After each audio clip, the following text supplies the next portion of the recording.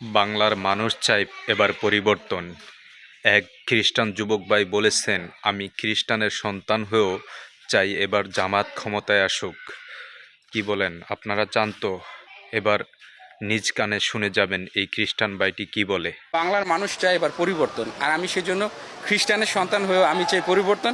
আর সেই পরিবর্তনটা হোক জামায়াত ইসলামের হাত ধরে। কারণ যারা ধর্মকে বিশ্বাস করে, যারা সঠিক ধর্মের পথে চলে, তারা যেমন নিজের ধর্মকে শ্রদ্ধা করে, অন্যের ধর্মকে শ্রদ্ধা করে। আমার এই বক্তব্য আমি মনে করি হাজার তরুণকে, হাজার অন্য ধর্মাবলম্বীকে সাহায্য করবে জামায়াতের পিছনে কাজ করার জন্য। এটা হবে আমি মনে করি অনুপ্রেরণা। আর আমিও এইভাবে অনুপ্রেরণা পাই, কারণ ওনাদের কাজের সাথে কর্মের অনেক মিল।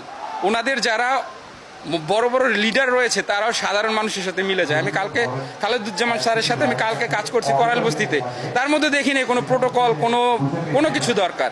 আমির জামায়াত পরশুদিন রাতে ৩টার সময় যখন খাবার দিতে গেছে, তখন সেও কোনো ধরনের প্রোটোকল ছাড়াই সেখানে চলে গেছে। কারণ সে মনে করে এই দেশ আমার, এই দেশের মানুষই আমাকে প্রোটেক্ট করবে, এই দেশের মানুষই আমার মানুষ। সেই জন্য তাদের মধ্যে ভেদাভেদ নেই। অন্য কোনো দলের লোকজনের সাথে কথা বলতে গেলে, ইয়ে করতে গেলে অনেক ঝামেলায় পড়তে হয়। কিন্তু জামায়াত ইসলাম আপনি যে কোনো নীতি নির্ধারকের কাছে যে আপনার সমস্যা বলবেন, সেই সমস্যার সমাধান আপনি পেয়ে যাবেন। সেই জায়গায় আপনি কোনোভাবে হ্যারাসমেন্ট হবেন না।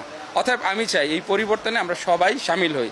যারা বাংলাদেশি, যারা বাংলা ভাষাভাষী পৃথিবীর যে জায়গায় রয়েছে, সবাই হাতে হাত লাগিয়ে বাংলাদেশকে আর যাতে কোনো দুর্নীতিতে চ্যাম্পিয়ন না হতে হয়, আর যাতে দুঃশাসনের মধ্যে থাকতে না হয়, আর যাতে বাংলাদেশকে নিয়ে কেউ সিনেমিনি খেলতে না পারে, সেই সুবুদ্ধি উদয় হোক। এবারের নির্বাচনে আমরা নির্বাচনের মাধ্যমেই জামায়াত ইসলামীকে নির্বাচিত করে বাংলাদেশের ভার দিতে চাই, একটা সুশাসনের দেশ প্রতিষ্ঠা করতে চাই।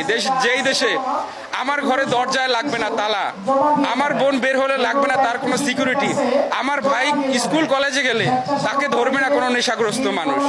সেই নিশ্চয়তা আমার মনে হয় জামায়াত ইসলামের কাছ থেকে পাওয়া সম্ভব। অবশ্যই আগামী নির্বাচনে জামাত ক্ষমতা যাক, আমরা সকলেই চাই। কারণ জামায়াতের হাতে দেশ নিরাপদ, দুর্নীতিবাজ, চাঁদাবাজ, গুম, খুন এ সকল হাত থেকে রেহাই পাবে যদি জামাত ক্ষমতায় যায়, ইনশাআল্লাহ।